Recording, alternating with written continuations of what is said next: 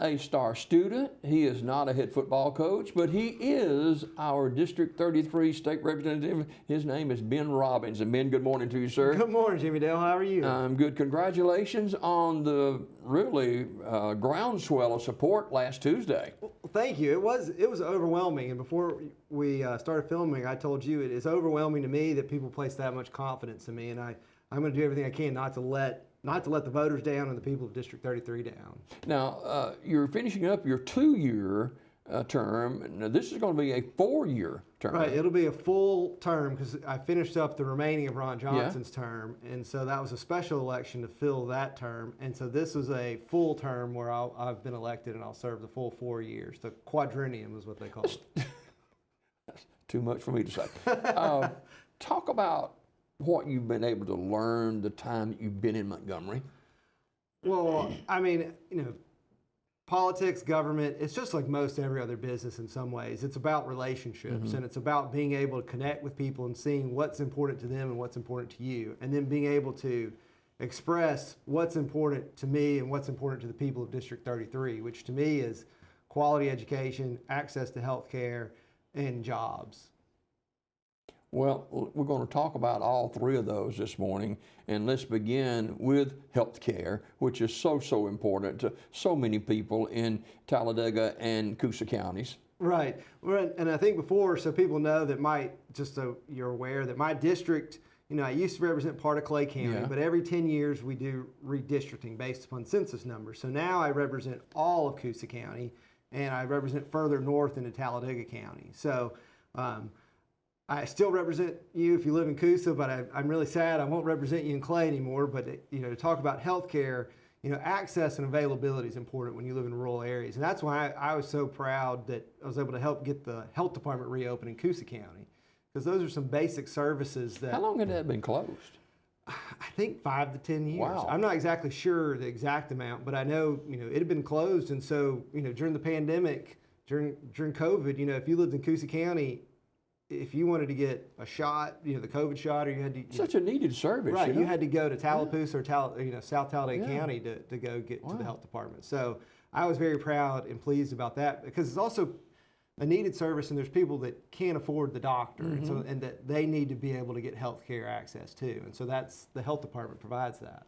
Yeah, no doubt about it. And health, and we've got a lot of seniors in this district as well. We do. We have a lot of seniors, and seniors are feeling this is not health care, but it's tied to health care, but the inflation that we're seeing across this country. I mean, seniors feel that worse than anyone else, because when you're on I'm not at that age, but when you're on a fixed income. You feel it though, right? Right. When you're on a fixed income, you can't just all of a sudden say, well, I'll pick up an overtime shift and cover, the increased cost of, milk and bread. So, that's something that I want to address with a bill that I'm going to be filing to help give a tax cut to our farmers, which I'm hoping that if they can save more on the front end, that will trickle down and cost less on the back end for all of our goods in Alabama. But, we'll see how that plays out. But in terms of healthcare, we've got to make it accessible and available to our seniors. And that's why one thing that I'm proud of that I was also able to do was,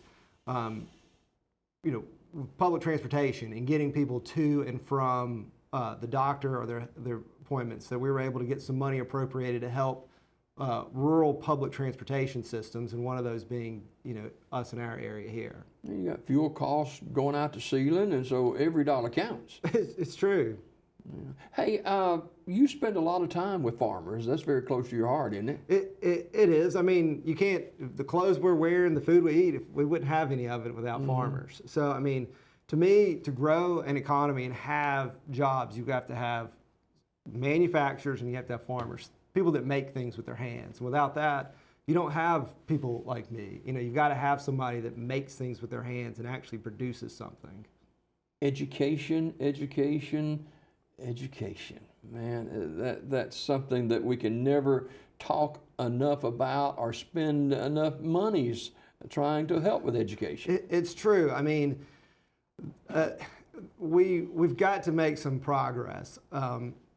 Something's wrong when our pre-K program was rated, #1 in the country, but yet then by the time we're graduating, we were at 49. What's happening from pre-K to 12th grade. You know, where are we falling off here?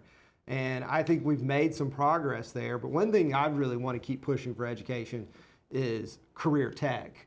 And I think we need to focus some of our resources or more of our resources towards Explain career tech. That's, you know, I mean, that is learning a skill and a trade.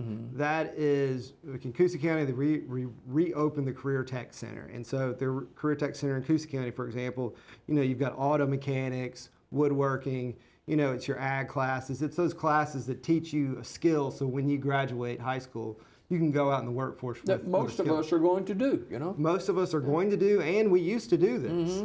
And I think that we pump so much money into the college-only track and force kids into that mindset that's why you can't find a plumber nowadays. That's why you can't find a mechanic, because we're not training that. And I think that would also improve our test scores, because kids are, if they're doing something they enjoy, they're going to enjoy school more. And so if they're enjoying the career tech side, learning, you know, auto mechanics or learning carpentry, they're going to enjoy the rest of their school better as well, and they're going to perform better on tests, as opposed to just feeling, oh, I'm stuck here having to read about Shakespeare. I wish I was, you know, working on a car right now. You know. Ben Robbins, District 33 State Representative at the State House, our guest this morning, just elected for a four-year term, re-elected, I should say. And you know, were you nervous that day? I was. You can't help but be nervous. It's you know, there's anxiety because, you know, once 7 a.m. once it's 7 a.m. there's really not much you can do to campaign or get people to go vote. You know, they're gonna go by their own volition at that point, and then you just hope they vote for you. So there is that anxiety of you know, you can't control it, but that's life with most things. You know, the moment you realize you can't control whether it's an election or parts of life, and let go and give it to God, then you just have a peace about it. But you can't help but have that little anxiety. You have been a big proponent of expanding our internet service. Talk about where we are on that, and what do you see that we need to do in the future? Well, there's a large grant that's coming January from ADECA, and where we are so far is that, one, I was able to help Coosa Valley get a grant to serve part of the Waldo area down into Clay County. And Governor Ivey just awarded a mega, you know, multi-million-dollar grant to our co-ops. And Central Electric, you know, in Prattville, that serves Coosa County, and Coosa Valley were recipients of that grant. So that will help Coosa Valley build their lines out all the way to Fayetteville. And it will help Central build their lines up to about the Talladega County line. But then we're going to run into a problem, which is there are going to be pockets out there. Yeah. And, you know, Alpine's a bad pocket. Weogufka is. And you just don't fix that, you know? You can't fix it overnight. But what we can do is continue to give grants and money. And that was why I was so pleased we passed the amendment number 2 on the ballot, which was we allowed local entities. So now the Talladega County Commission or a local city could use some of their COVID relief ARPA funds to give to, you know, that they could give it to a private entity to expand their broadband, where that was a little hiccup where if local governments could do that. So, you know, I've spoken with Coosa Valley, with Silicaca Utilities, with Central Electric about this upcoming grant in January, and hopefully we'll be, you know, one of those, if not all 3, can get a grant to build out some more into these pockets that we're missing. Interest rates continue to be high. Jobs, businesses, new businesses coming in. We're in a good position here, but we need to take advantage of this and move forward. We do. I mean, people are a lot of industry right now is a little hesitant with the interest rates going up because they're a little worried about what the next quarter is going to look like and what into 2023 is going to look like. Are costs going to start going down? But yes, we are still strategically located in a great spot to grow, and you know, we've had some growth. I'm excited about some of the things we've had. I think that if we can get, you know, continue to help and work with Westwater, the graphite company in Coosa County, to get them off the ground, that will be a game changer for all of East Alabama in my mind. It's going to be a hub, and there's going to be spokes moving around that, because it is going to be what I talked about before, just like marble or farmers. if you make something, that's what creates jobs. And if they can take graphite out of the ground, process it, there will be industry that comes in to use that graphite from Talladega County to Tallapoosa and all across East Alabama. So that's going to be crucial that we get them off the ground.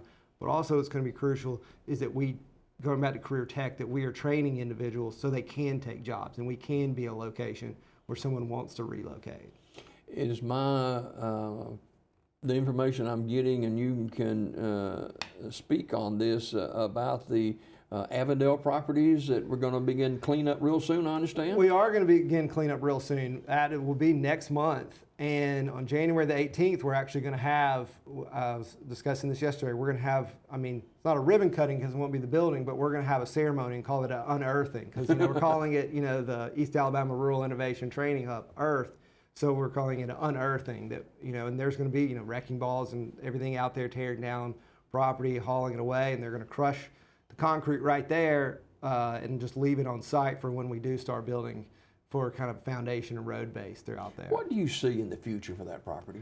Well, I see the East Alabama Rural Innovation Training Hub, and that is going to be a one of its kind, not just in Alabama, but across the nation, the South, and something that I am extremely proud of. And I can say there's not a day that doesn't go by that I don't make a phone call or talk to someone and try to raise us money or connect us with industry or someone to help us build Earth. Because what it's going to be is, it will be a shining star for the state of Alabama. It will be part innovation incubation center, which is where you can learn, if you want to be an entrepreneur or learn how to start a business, you can go there and you'll get coaching and you'll graduate out to a retail space to help you start your business. And then you'll go back to wherever you live in East Alabama. And the training hub part is your typical career tech center, but it'll be a lot more than that. It will be business and industry setting the curriculum and creating pipelines for employment for high school students, for adults that need retraining.